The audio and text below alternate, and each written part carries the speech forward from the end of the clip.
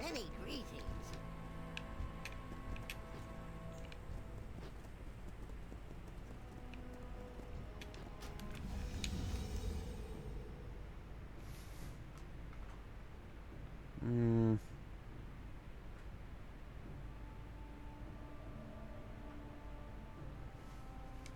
Okay. We'll head south and deal with down here first.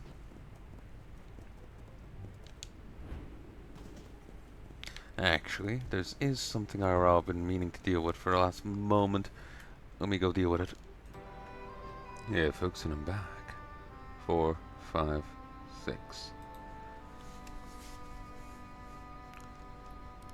Alright, let's continue. Just noticed Twitter. Someone responded to me, but I'm just like, shit. Like, I made a comment, they responded, but the way they respond, I'm not sure if they're making a joke or if they actually don't understand what I'm referencing. And it's just like, fuck. So it's just, it's a little like, how do you respond? Do you respond as if they're making a joke? Do you respond as if they don't understand what you're saying?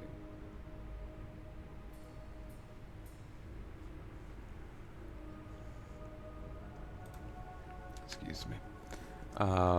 Like, what's the correct way to do so, you know?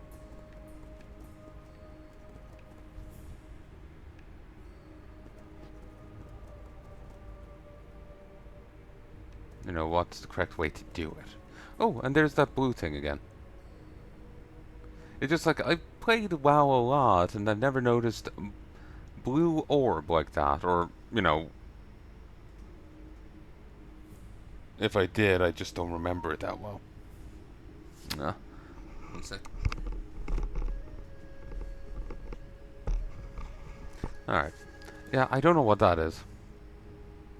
Might be a phasing issue. Like they're showing phase 3 dialogue for phase 1 here, and it's just like, eh.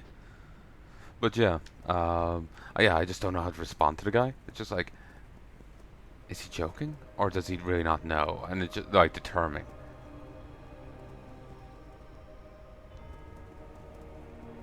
Because he just may not know determining.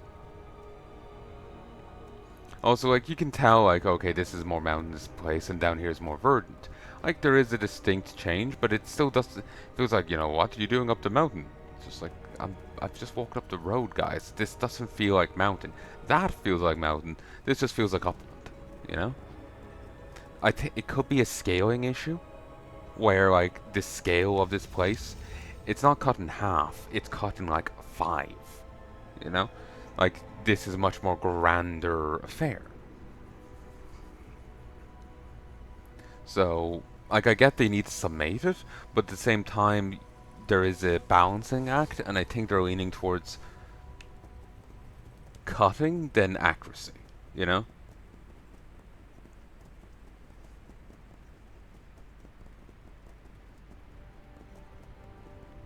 And it would be nice, like, if we had a scale to go by. Like, yeah, you see this zone, it's this size. Well, the actual one will be double the size, or like if we had something to go by, but we don't. So it's just a little. It just makes it hard to actually appreciate the world that's here when we don't have anything to judge by.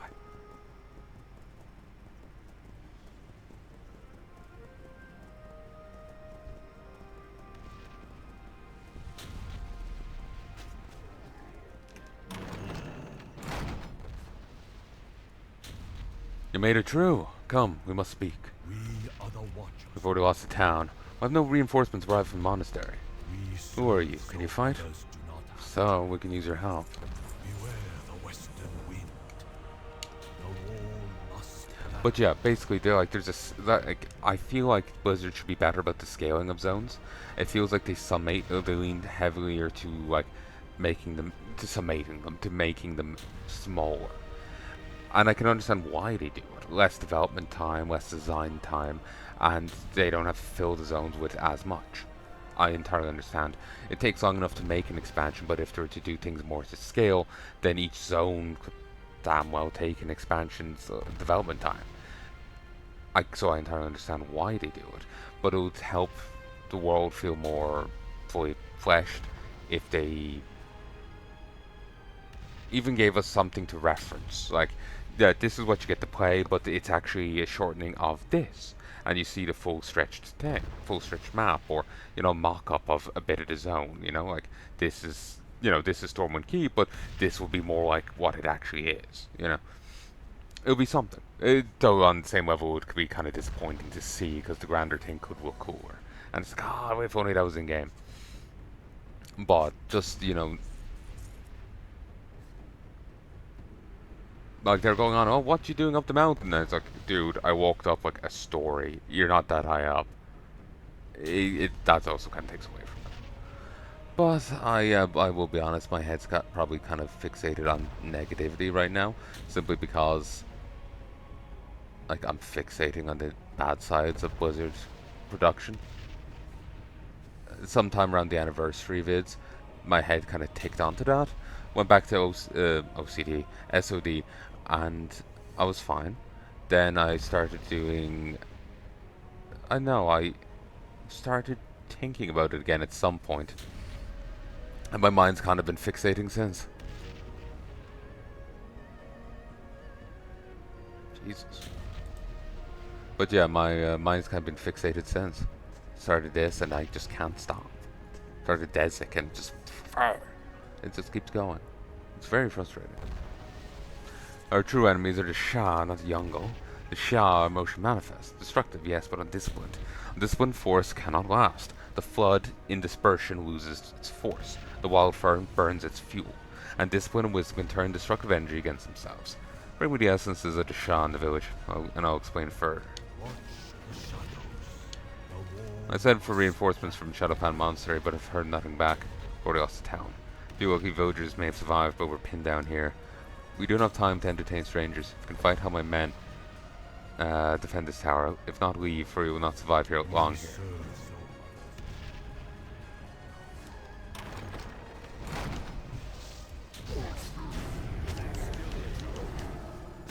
$20 XP. Jeez. A bit more of you.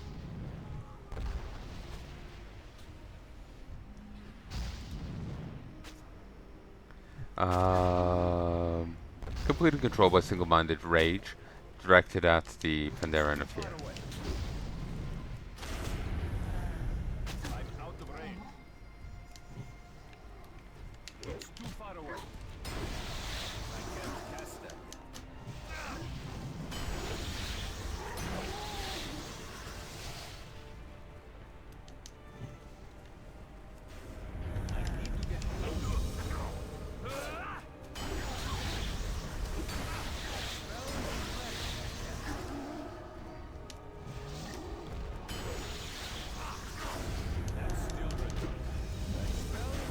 Okay, I have to hook a left and go get the quest.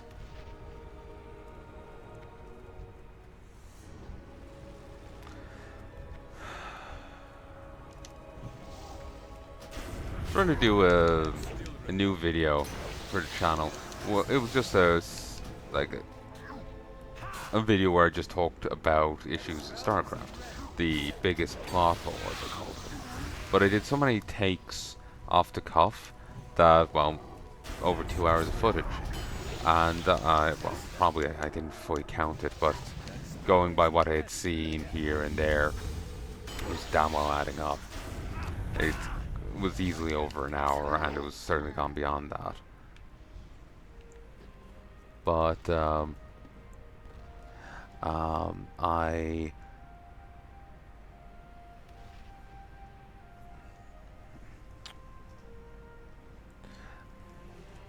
what do you call it? I decided to start scripting it, but now I'm just not happy with the scripting. So it's just like, ugh, I just can't be satisfied. But I'm not going to be able to render on and out for a while yet, so like heat, so I can wait.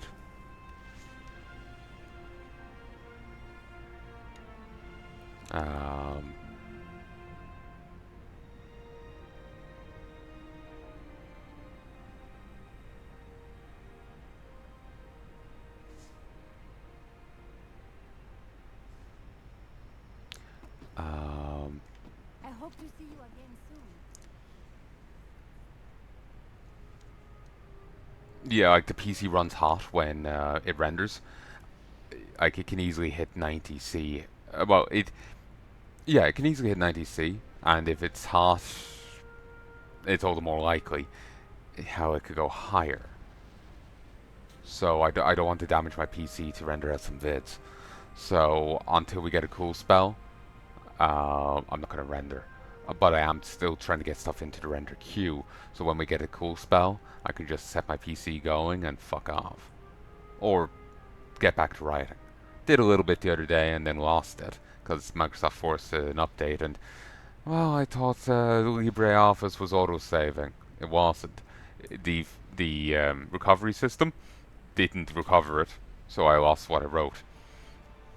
I'm currently trying to rewrite it. I didn't lose much, 300, 400 words. It's not too bad.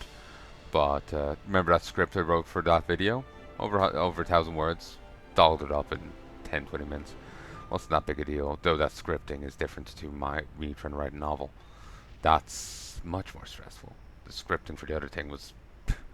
it was casual. I have been wanting to do videos of me reading out what I've wrote for my novel, but I've been nervous about doing so.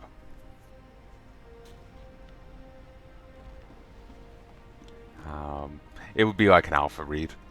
Like I want to get things like sorted and then read it out.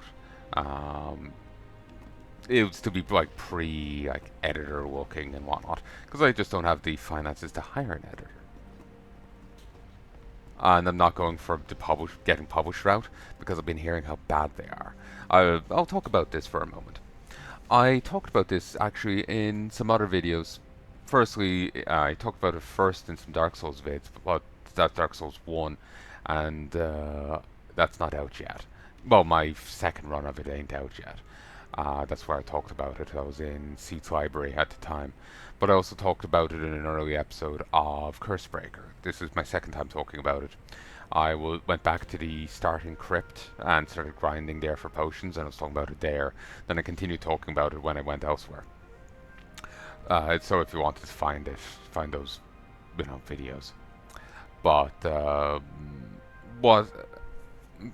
ended up listening to an episode of What's His Face's podcast. You know the guy who did Stormlight Archive, Brandon Sanderson. Yeah, he was talking about dealing with the editors for young adult novels and adult novels, and how much, honestly, to my ear, sickly sweet they were for the young adult editors. Like, oh, this is good work, but if you do this way, it'll be better. This kind of thing. It comes off as sickly sweet. But if you talk to the adult editors, they'll circle a paragraph, write down an insult, and send it back to you, with no actual guidance of what to do right. They'll just insult you, expect you to figure it out, and then, well, all while they cash the paycheck. So one group is sickly sweet, and the other group just doesn't do their job. They ended up sounding like mean girls from high school. So they're either people that peaked in high school as a mean girl, or they wish they did. Keep in mind, that's not his words in the slightest, but that's certainly how they ended up coming off from how he described them. He would say they would circle a paragraph, write down an insult like, do better, or you can't be so-and-so for just a paragraph, that's a full commitment. It's some weird remark like this that I just don't get. There was another one like, you trying to be funny? And they'd send it back to him. I'm like, there's no actual guidance as to what's wrong with it. It's just a pithy insult. I keep wanting to use that phrase, but it feels wrong. There's just an insult, and that's it. There's no guidance, there's no direction, there's no proper editorial. There's just someone wanting to be a mean girl. I hear a lot of editors and whatnot are women, so my head's kind of centered on the idea of high school, drama queen, high school queen bitch, So, yeah. So, yeah, it's... honestly put, it's frustrating. Because I was thinking of going the editing route. I was thinking of going the getting published route. Because it would be easier, like, finance-wise. I don't have to hire an editor. I don't have to hire an artist. I don't have to hire anyone. I can just run it by this company. But if the editors are like this, like if they're acting like queen bitches, queen bees, how can I be sure any of the editing critiques they're driving for are even good? How can I be sure they aren't sabotaging my work or just imposing their own personal tastes on it? Rather than what would actually sell or anything like that, it's their own personal thing. You know? Plus, some of the shit I've already wrote, I'm not sure if they'll necessarily approve of it. So it's just like, it's not necessarily, not that it's bad, but I remember hearing of a story online floating about where people condemned and attacked this one author for being a misogynist. The reasoning being was they depicted women, some women, as bad. Now, the author was a woman who believed it was her feminist duty to depict villainous women, because women are human. Not all women are good people. So it makes sense to have villain characters that are women. And that's something I've done.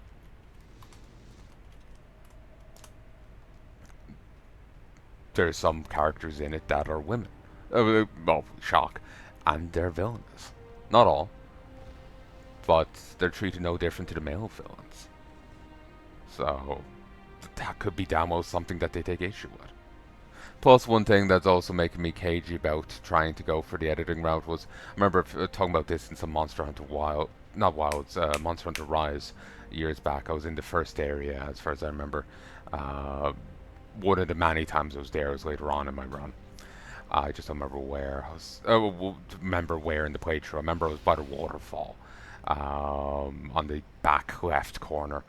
So I was talking about, like, I'd seen a post going around online of editors them posing at like this like convention, and they would either be holding the sign or someone else would be holding the sign, and it'll be like, she's your enemy, and like, white men, stop writing, or stop reading white men books by white men. And it's, if these are the people critiquing me, and these are the same people that Sanderson are talking about, I definitely can't really trust them to do their job right.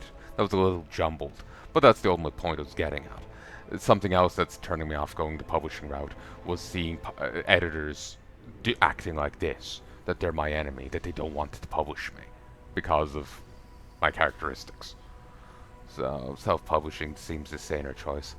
If you want an article to substantiate that, BuzzFeed actually had it. I think they were promoting it. It's been too long though. As I remember digging up the article more recently, but all the pictures were gone. But I think if you fed it the link into archive, like the Wayback Machine, you would actually find all the images again, and yeah, we could substantiate it that way. God bless the Wayback Machine, but so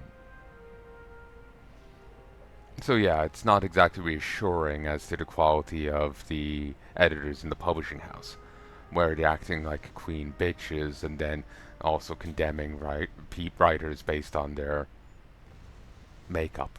So, to be fair, if they're acting like high school queen bees, they're probably complaining if you're using models of fur over something else.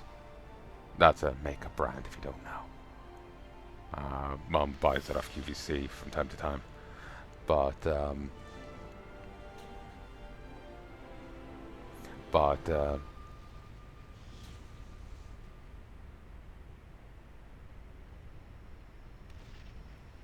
yeah, so that's another reason why I'm iffy about the whole editors. I also remember Penguin trying to advertise a author by sharing a quote of her saying that every time she sees a woman reading a book in public by a male author, she wants to rip it out of her hands and give her a book wrote by a woman instead.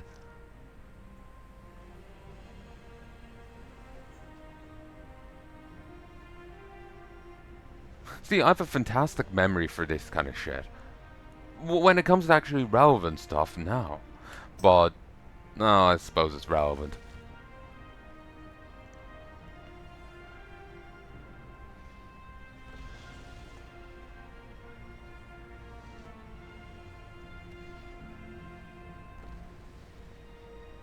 God, this bed is uncomfortable. I'm lying on top of the duvet right now, and the whole thing is just clumping wrong.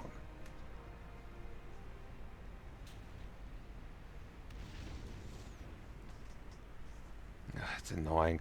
For the last few years, I keep getting annoying duvets. They're wrong in one way or the other. But, so yeah, I kind of went off track there. But yeah, Brandon Sanderson was just saying how when he deals with young adult editors, they're really just sickly sweet. Well, my phrasing, sickly sweet. Like, oh, this is good work, but if we do it this way, it'll be better. But then when he deals with adult editors, they will just circle paragraph, write, do better, or are you trying to be funny? And then just send it back to him. That's it. And it's like, me hearing this is just like, yeah, I'm not going the publishing route. Because they just sound like queen bees. Like they either peaked in high school or wish they had. They wish they were the, you know, queen bee going around, you know, shitting on people, or they miss those days. I remember hearing another phrase, bad boys become cops, bad girls become nurses. The reasoning being is that as a nurse, you have a lot of power, or as a cop, you have a lot of power over people, where you can, at a whim, change their life, and no one questions you. Or, well, people don't question you as much as they should.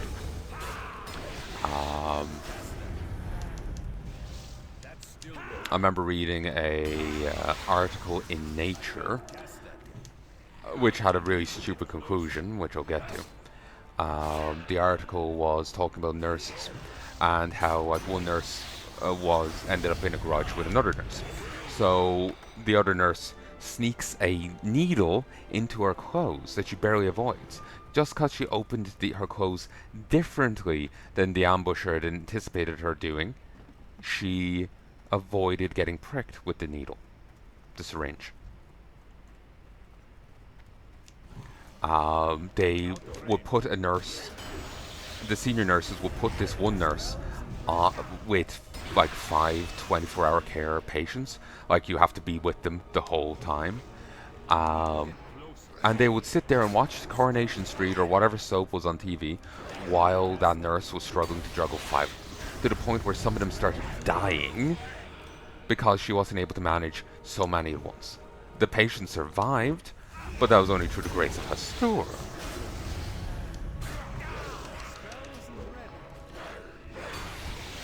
It was luck and nothing but. And they didn't care. When she went to report it, it was, do I five nurses because one spoke up, or do I hold on to them? Honestly, if you're trying to kill your patients, I think it's a good idea to fire to five, but they've found the maths otherwise. The Nature things, the conclusion of the document of the thing from Nature was that it's the fault of the male administrators and doctors that the nurses' culture is as such. So the fact that nurses are trying to kill each other, at no prompting from anyone else, is men's fault.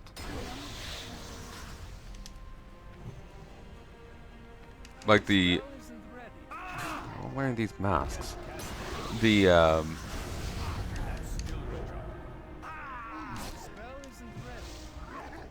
gonna have to fix this bed. So... I just fluffed the duvet, he'll fix it. It always does. But, let me stand up. But, yeah. So these nurses deciding to try and injure, afflict, or kill each other's patients, injure each other, or kill each other's patients over, personal grudge. Yeah, that's the fault of people who weren't directing them to do it or had nothing to do with them doing it. And in reading that one article, I think it may have just been an opinion piece, but that really doesn't matter to me.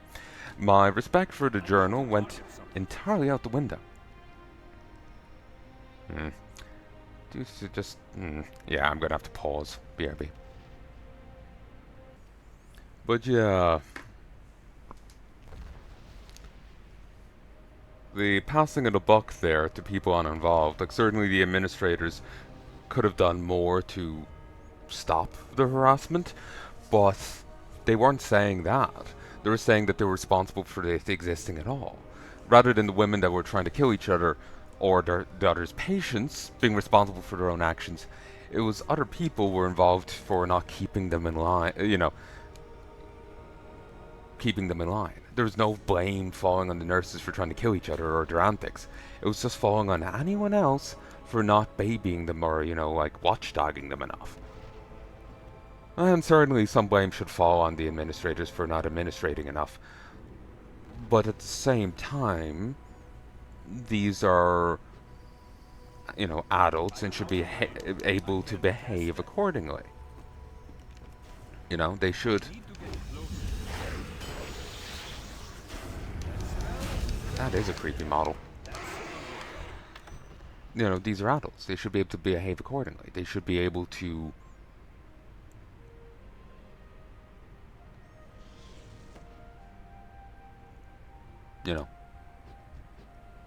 do their job, and like if they do have disagreements, sort them out one way or the other.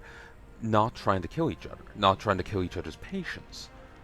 That's beyond the pale, and in a just society, they will be flayed alive for it. I'm a proponent of true gender equality. So, yeah. Like seriously, in a just society, for those antics, like being a medical professional, there's various jobs that are key to a functioning society. And if you start using those jobs as an excuse to fuck about, there should be a hefty punishment for it. Because people go to the doctor, go to the hospital, or rely on the police for help, to for one reason or another. They're injured, they need emergency aid, that, their house has just been burgled and someone's been attacked, they need assistance, and if you use your position to instead harm the person, or, like you have a petty grudge with another nurse, so you're overburdening her with too many patients, so the patients don't get the care they need and some nearly die, you're abusing your position. And that should carry a hefty punishment.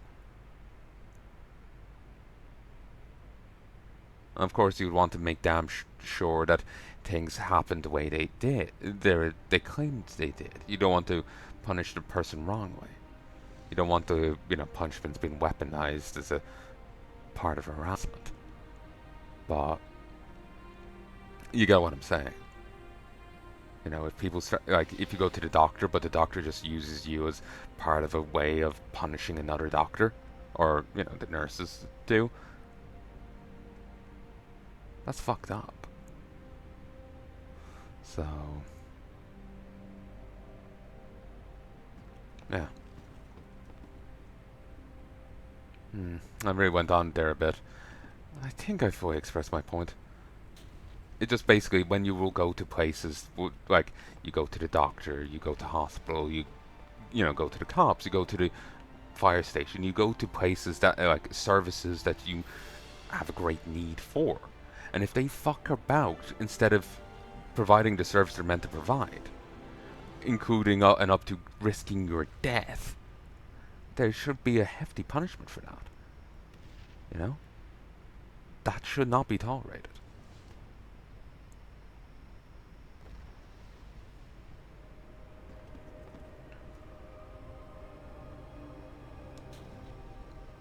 That should not be tolerated. On a different note, I imagine we could probably attach turbines to Florence Nightingale's corpse and generate unlimited energy. She's Probably spinning in her grave, something fierce.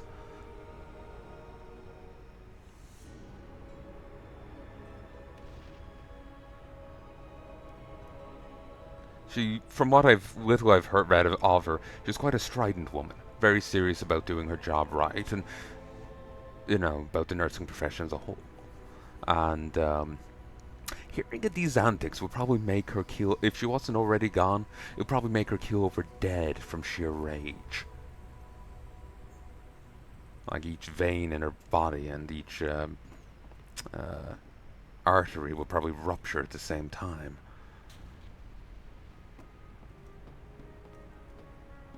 Remember someone claiming that she was of the opinion that if you weren't trained by her, you weren't an actually trained nurse. She was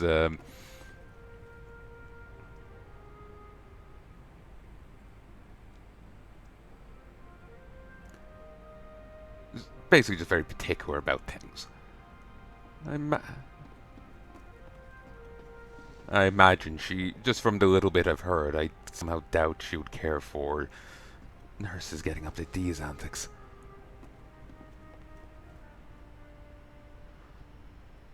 Obviously, I can't speak for the dead. She just doesn't seem like the kind that would care for it.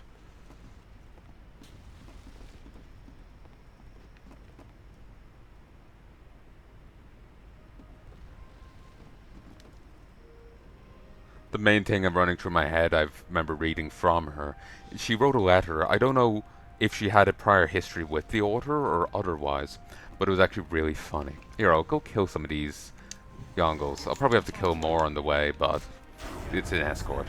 But it gives you some gameplay. It was a funny one. I've talked about some of these stuff before, Data True videos. The talking about the nurses was back in Fallout, and talking about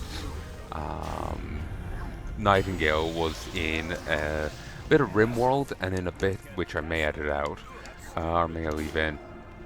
But it was in a bit of RimWorld, but it was also in some Monster Hunter Rise. And that is out as far as I remember. So there was a letter I remember seeing from her. She sent it to an author, though I don't know if she had any prior connection with the author.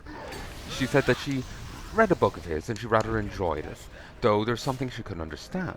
Not the conclusions, but the characters. Or not the characters, but the conclusions. Women are more sympathetic than men. And she was continued to say, if I was to write a book, according, thank you, Desik. You fight well for one not of our order. I can handle the rest from here.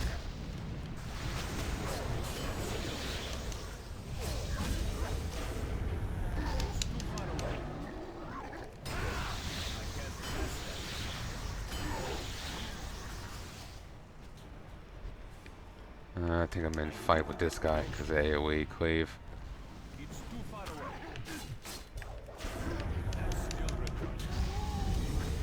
Awesome. Oh, goddammit. Hit a key. Now I'm back in more fights.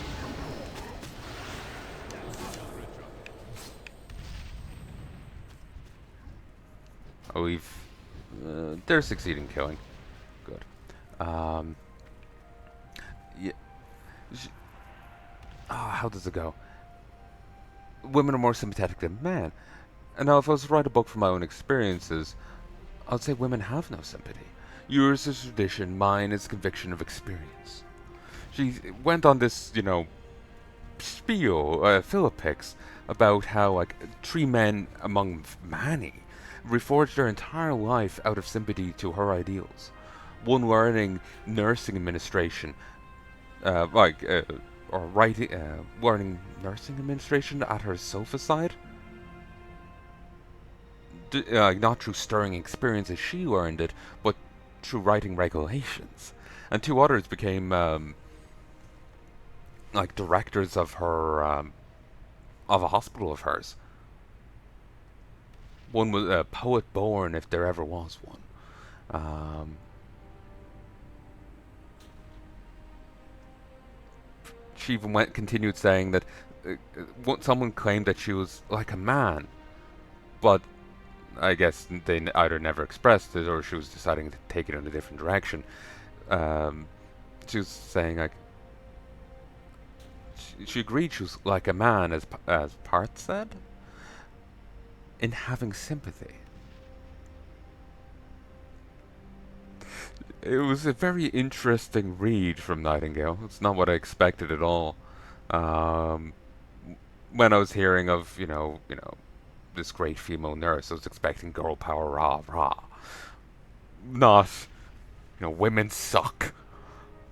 Someone was claiming that some of the grudge came from her like tending to dying men, and their wives would be out fucking other dudes. They wouldn't be there at their dying husband's bedside. They would be having affairs.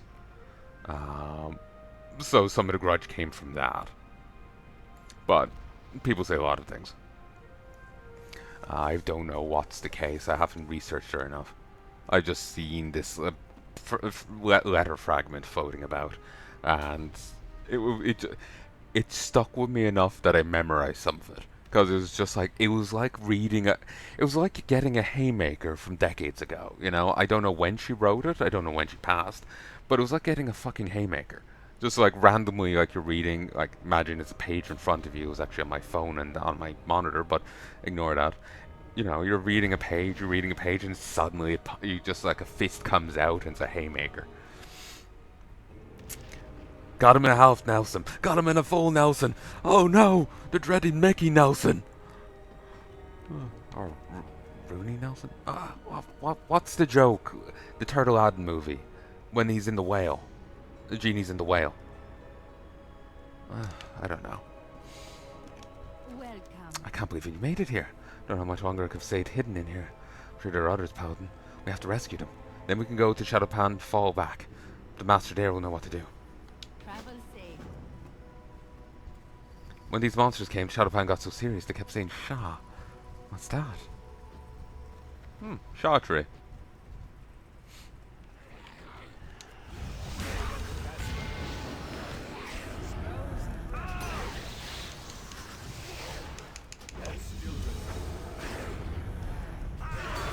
It does annoy me, like, we know what the Shah is, but, like, in that earlier quest, we never can just say, like, they're infected with the Shah.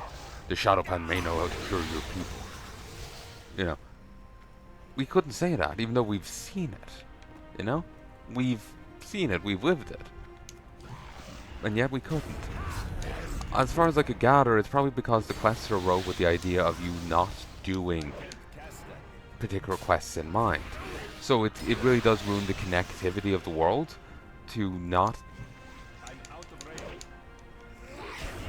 be able to, like, bring past stuff forwards like that,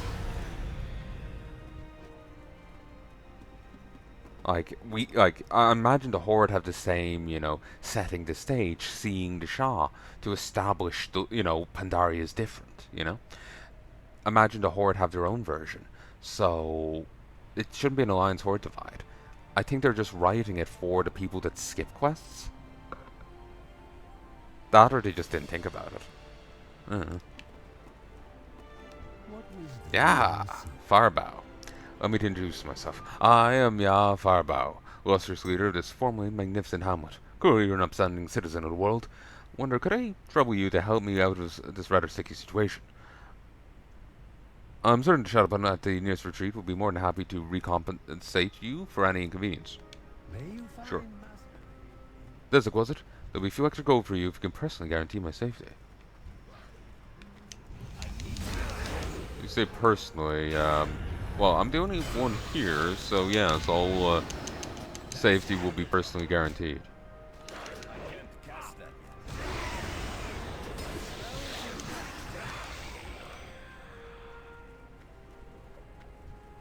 Sorry for the talky talk. I like talking.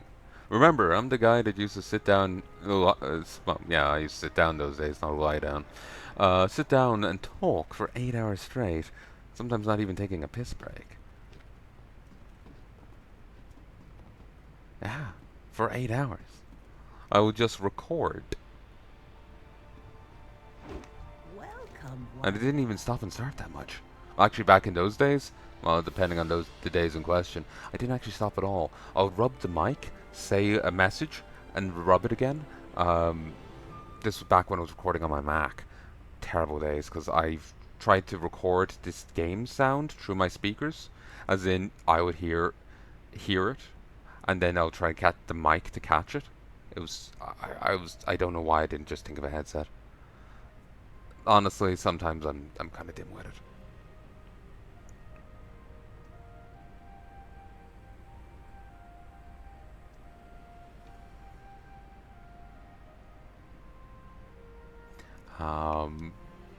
Most of those videos are off the channel at this point.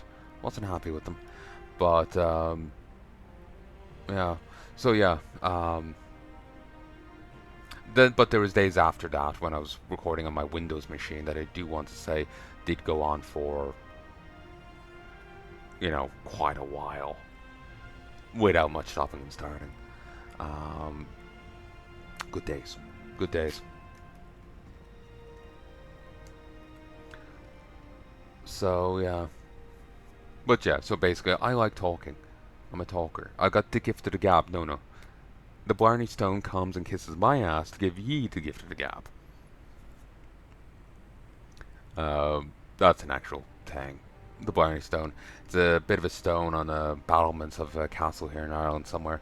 People hang upside down, like you lie down on the ground and put your head under the battlements so you can kiss this particular stone. You really don't want it to come loose, because if it drops, it lands on you and will probably cut you in half, because your back's against the floor and suddenly this 10-ton weight is coming down on the one bit of you not under something. Well, not without something underneath you. So it's just bisect.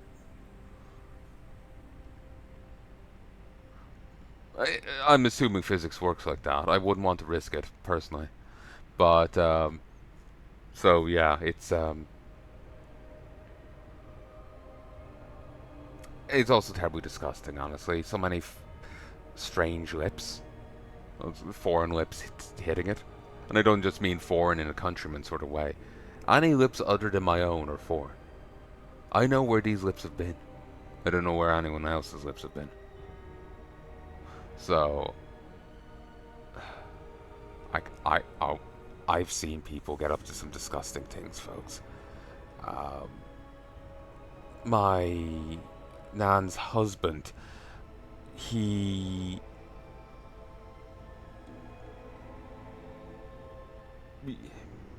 I'm phrasing it like that, not out of some grudge. My mum's father is someone else, it's not him.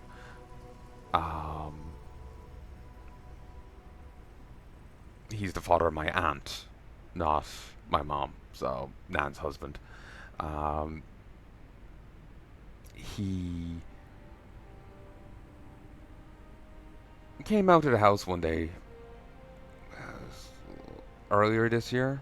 I can't remember when he passed. It was either this year or last year. He came out of the house with a shitty diaper in his hand. Bare hand. Just hucks it in a bin and then sits down in a chair.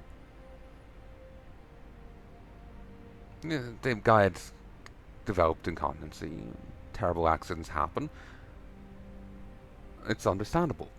My issue is there's no ounce of delicacy with you're walking around with a shitty fucking thing in your hands. He just sits down in a chair and just sits, like, just while, sitting enjoying the day with, shit on his hand. To give a different example, he once, he did help us out on a few occasions, so you have to praise him for that. It's just, the good doesn't wash away the bad doesn't wash away the good. And there's a lot of bad. I remember before I was about to meet up with a friend and some clothes were still drying on the clothes horse. And I was going to take it off in a moment and go put it on. He comes in and he's talking, and starts pawing at it. So instead I have to go out in dirty clothes and go buy something then and there in town, so I have actually something clean to wear meeting up with a friend. I had to go into the pennies with the friend to grab something, because the guy couldn't just resist pawing at my stuff. The other example I was going to give, he helped us clean out a shed. We had cats in it for a bit before bringing them back in. and one of them was a dumbass who didn't understand the point of a litter tray, so it should go elsewhere. And he helped us clean out the shed, which was a good job. But he's there touching cat crap on a pillow. It's like, oh yeah, I could just rinse this off and use it. And he was just like shaking it around the place, the pillow, as far as I remember, or gesturing with it. And Mum had to fight with him to put it down, and then fight with him to go actually wash his hand. He lost the other one in a tractor accident. His arm got sucked in when he was a lot younger, and he lost the whole thing.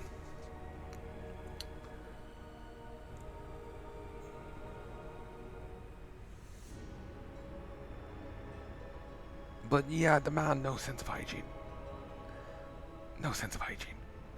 I hear a lot of people don't wash their hands after going to the bathroom. A lot of people don't wash their hands after going to the bathroom. Remember one guy, I know one guy, his house was very clean. And he would go around not wearing shoes, but his socks. Issue is, everyone else, guests and family, would wear their shoes. Their outside shoes. So he ends up walking around in his sock feet. And then he'll just grab his feet and crack them, and then he'll go back to, using his keyboard. He'll go grab food. I remember him cracking his feet once, then he showed us his, meat injector. Grabbing the fucking syringe of it. And then just putting it back in its case and putting it away. Without cleaning it, after touching his feet that had been on the floor. Another time, he kept slapping his boots over a plate of food. That was the last 8 of those.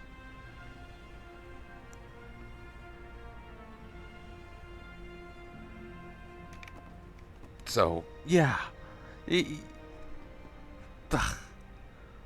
If you didn't know, folks, say this is your first episode, I'm normally not ranting and raving about different topics. Normally I do try and stay on focus, it's just my mind wandered and I remembered stuff. But beyond that, I do actually have crippling OCD, germphobia. OCD comes in many forms. I think I remember hearing of 5, but I only remember 3. As everyone thinks of OCD, there's obsessive tidiness. I do not have this. I'm actually quite messy. It's probably due to depression, but I'm quite messy. 2. Obsessive cleanliness. It's a separate thing. You can be messy, but it could be clean messy. Some of this mess isn't clean, but there's stuff on the ground. If I hit off it, I have to wipe my leg. It's on the ground. I may have stood on it. Or even if I haven't stood on it, it's on the ground. It's no.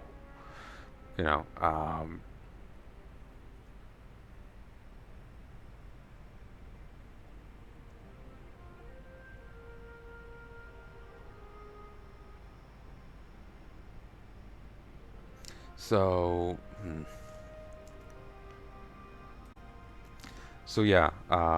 there's messy. So there's obsessive clean. Then there's obsessive tidying. Then there's obsessive cleaning. This is what I have, and it's it doesn't clash with the messy. The messy doesn't help it, but it doesn't necessarily clash. Because I have my rituals of cleanliness. I focus on touching what's clean. Coming into my room, I don't touch the door handle because what if a fly's landed on it? Because we have a few of those constantly hanging around. It's the summer. It's just a menace. So I have a quote on my door handle that has, at least once was wet with soap. It's now kind of dry, but it's still plenty of soap on it. To let myself in and out. And I also have a quote here. I kind of just ended up bringing up a second one at one point or another, and then ended up holding on to it. I have my different rituals and things of keeping myself clean. I wash up a lot. I've actually mentioned it before, but I've actually drank soap. The OCD got really bad. because like mom has a terrible back, I end up having to do the litter tray. So I get paranoid because you have to kind of slosh water, and then I get paranoid that it hits. I would imagine that I could feel water hitting my mouth. So on some occasions, water did hit my mouth when I would be trying to plunge into the toilet. So I would have to soap down my face and actually then soap my mouth out, including drinking some, because I was losing my fucking mind otherwise. So, and this also couples with a lot of paranoia, like, oh, did I hit off this, did I not? And I would actually feel as if I whacked off something, and I wouldn't have. It all comes down to the OCD.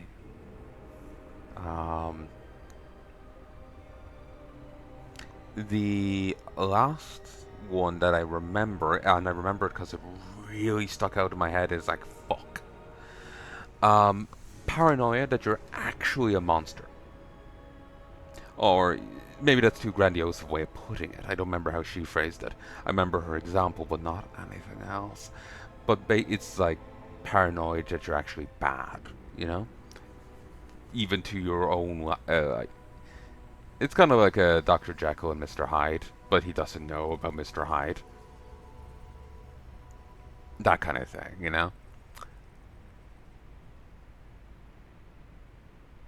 The example she gave was of a guy that was utterly petrified that he was a pedophile.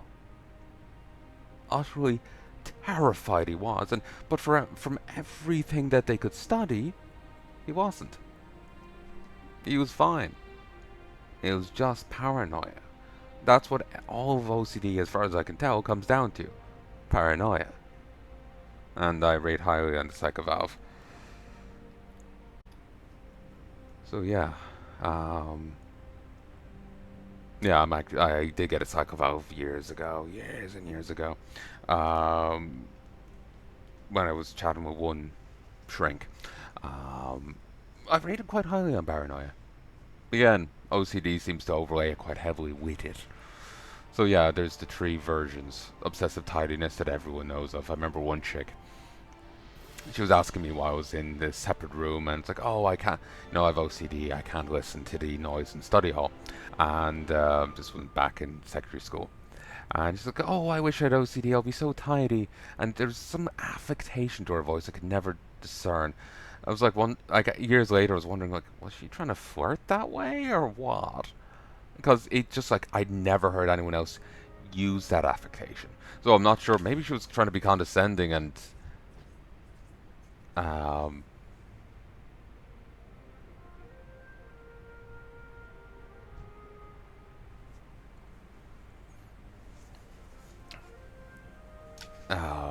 maybe she was trying to be, you know, condescending or something, but it didn't sound condescending.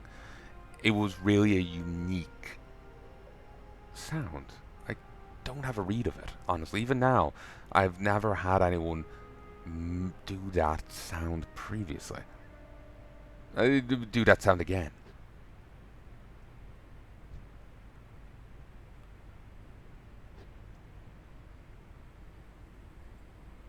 So... But yeah, she was saying like, oh, I'll be so tidy, and I was like looking at my bag and seeing the mess of it. I just shoved notes in there. I didn't have the care of putting them in binders and whatnot. I know, I just found it so tedious. And so I would just hope that we would give up on the topic before the notes got completely ruined or lost. And we always did, so it always worked out. Did mean studying was a pain, but I couldn't focus, so it didn't matter. But, so yeah, there is the obsessive tidiness. There's obsessive cleanliness. And then there's paranoia that you're actually a monster, or that you're bad, and you don't even know it.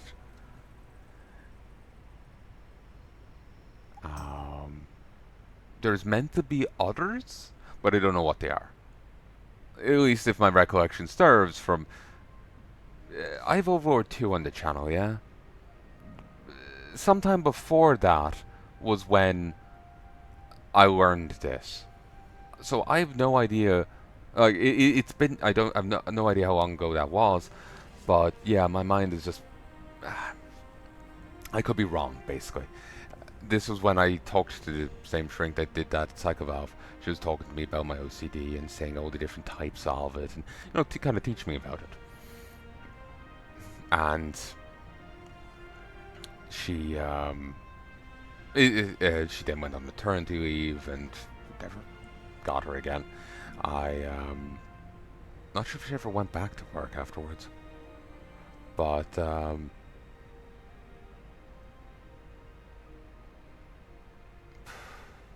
mine is blanking. Sure. What was I saying? Yeah, there is 3 types of OCD. Obsessive tidiness, cleanliness, and then paranoia or monster. There's meant to be more, like, I was learning this off one shrink, that there's meant to be more than 3 types, like 4 or 5. But I don't remember what the others are. But honestly, all of OCD ties back to is obsessive thoughts and paranoia, Obsessive tidiness can be probably put in a frame of paranoia. Certainly the thinking you're a monster is inherently a paranoia thing, and the germophobia, at least in my case, is certainly paranoia. I get scared of, I'll get sick and I'll die. And it's just gotten to the point where I sometimes even feel physical pain at, like, getting contact, like the cat bumping off me. I literally feel pain off it. Because I'm clean. So, yeah. I've horrendous germophobia. So, here, let me just put a slight note on the previous takes there, because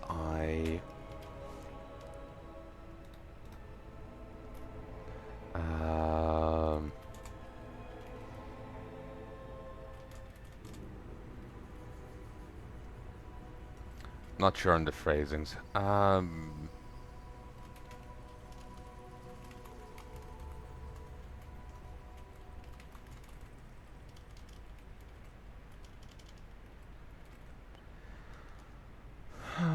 So yeah, if you're new to my channel, I don't normally go on these huge tirades. I've been trying to be good about them, but I know I just feel talkative. I know it's kind of going with it because, hey, I'm actually speaking. I feel I don't talk enough in my recordings, or, I know I'm too. I know I feel I've been off my recordings because of the constant stopping and starting. It kind of ruins my flow, so I just kind of meander through. So I'm just kind of like, oh, I'm talking? Sure, let's roll with it. This is no place for a bright young man such as yourself. Perhaps you'd like me to escort you to safety, hmm? Yes, why don't you escort me out of here? Keep your eyes and heart open. You're working for Shadowpan. I can't believe it. It's too far away. I can't cast it. That's I can't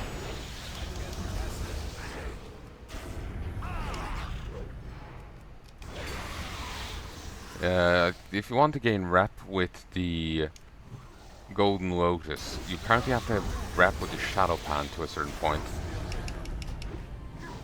But I think you can naturally get it by way of just doing the quests, so it's not that big of a deal. Gin Wormcake. Thank the heavens. Thought the secrets of Firebough Stout would die with me. Help me out of here, friend. Let's go.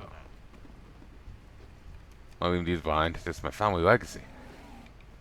May want to cork that one or put your mouth to it.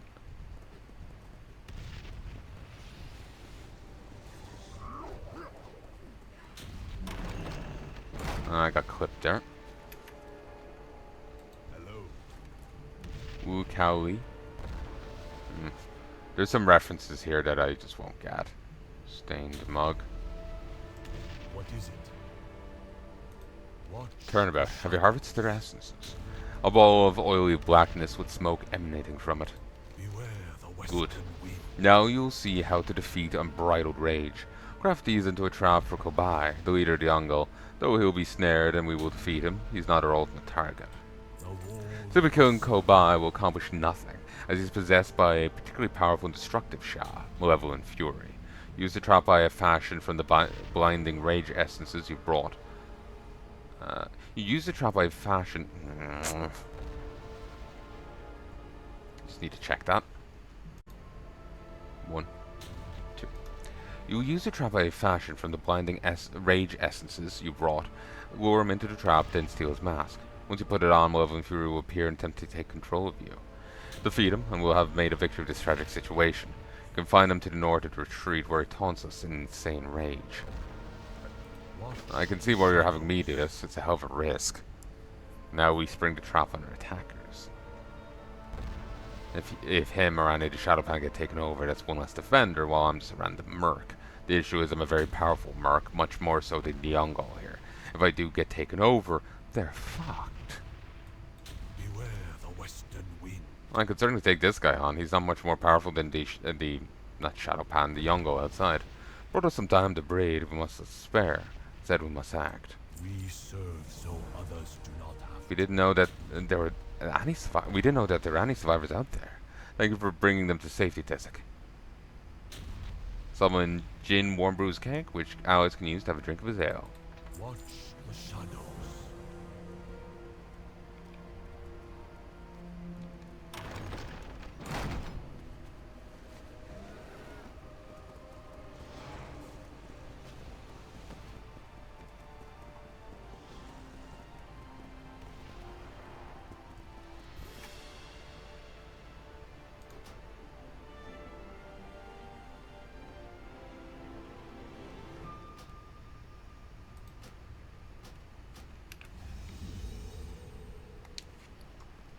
That's obnoxious. There's been some talk of Blizzard trying to kill add-ons recently. Is that part of it? I'm out of range.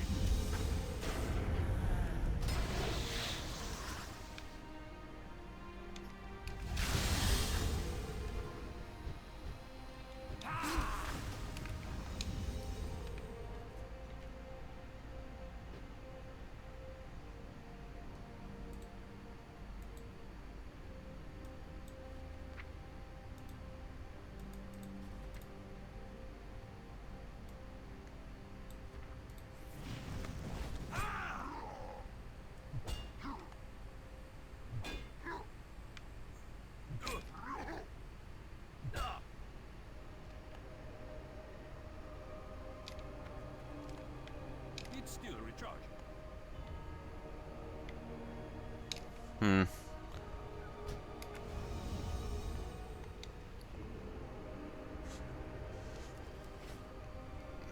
Fucking hell. I need a target. No. What is happening? That spell isn't ready yet. I can't cast it. That's still recharged. That spell isn't ready yet. Oh, thanks for the buffs. It makes my life easier. I can't cast it.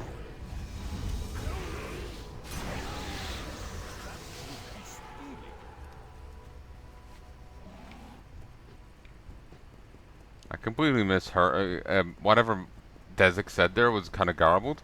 So all I ended up hearing was, that is stupid.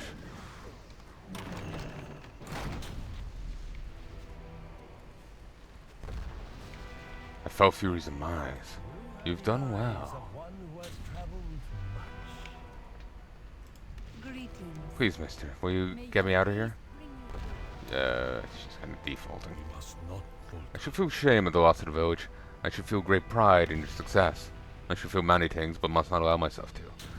Until our struggle with the Shah is complete, we must maintain total control of our emotions.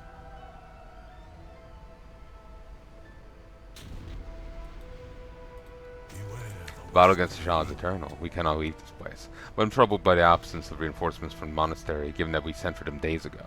From admirably. Perhaps you should travel to Winter's Blossom, our base camp on the way to Shadowpan Monastery. Speak with Lynn Soundstrike once you arrive. He should know what is happening. To get there, travel north of the village and follow the road through Shadowy Basin to Winter's Blossom. The wall must stand. We'll get the flight point here. I don't want to get cut off again. It is tempting for me to go deal with my auctions. We are the Watchers.